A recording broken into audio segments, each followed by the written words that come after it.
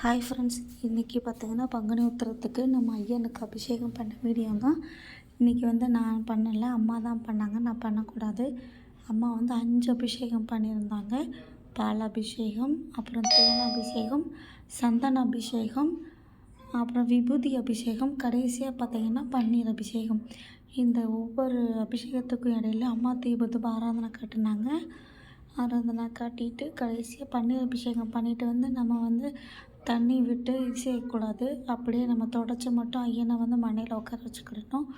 எல்லாம் முடிச்சுட்டு கற்பூர ஆராதனை காட்டிட்டு அம்மா அவங்களோட சிம்பிள் வழிபாடை முடிச்சிட்டாங்க. நான் எப்பயும் போல் கந்தர அலங்காரம் 2 பாட்டு, கந்தர அனுபூதியில் ஒரு 3 பாட்டு, அப்புறம் 6 பந்தங்கள், குமரஸ்தவம், வேல்மாறல், திருப்புகழ் பார்த்திங்கன்னா ஒரு 10 திருப்புகழ் படிப்பேன்.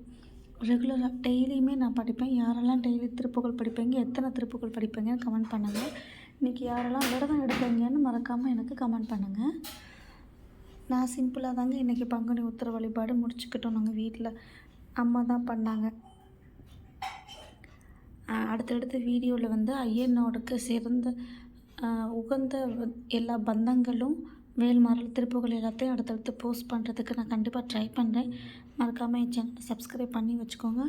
லைக் பண்ணுங்கள், உங்கள் ஃப்ரெண்ட்ஸ்க்கு ஷேர் பண்ணுங்கள், சப்போர்ட் பண்ணுங்கள். Thank you friends.